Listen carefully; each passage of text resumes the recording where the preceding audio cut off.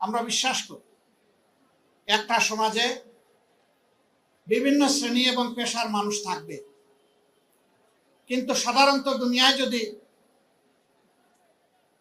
প্রাপ্তবয়স্ক জনসংখ্যা হিসাব করা হয় তাহলে প্রত্যেকটি সমাজেই অন্যান্য সকল পেশার চাইতে শ্রমিকদের সংখ্যা হবে নিঃসন্দেহে বেশি।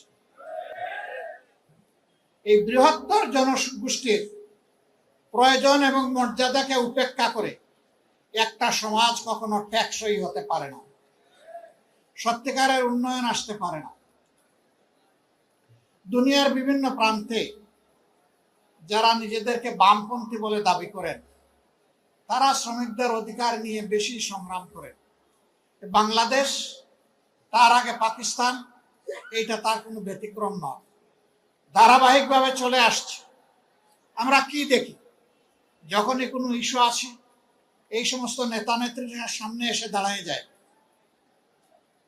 তারপরে এখানে আন্দোলন দানা বেঁধে উঠে, মাঠ গরম হয়, কিছু মানুষের জীবন যায়, কিছু মানুষ আহত হয়, কিছু মানুষের চাকরি যায়, কিন্তু নেতা নেত্রীরা রাতের আধারে তাদের ভাগটা পেয়ে যায়।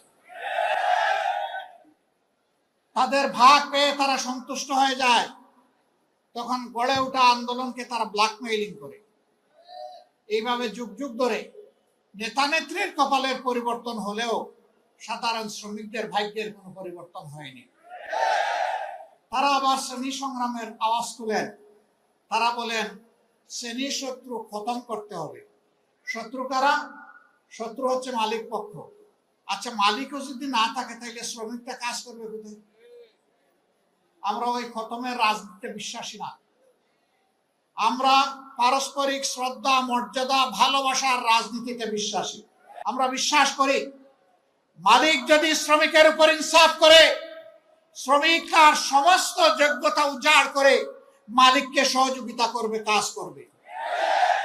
কিন্তু মালিক যদি শ্রমিককে ঠকায় তাইলে স্বাভাবিকভাবে ছায়ার দিকে পা তুললে ছায়াও কিন্তু পা তুলে।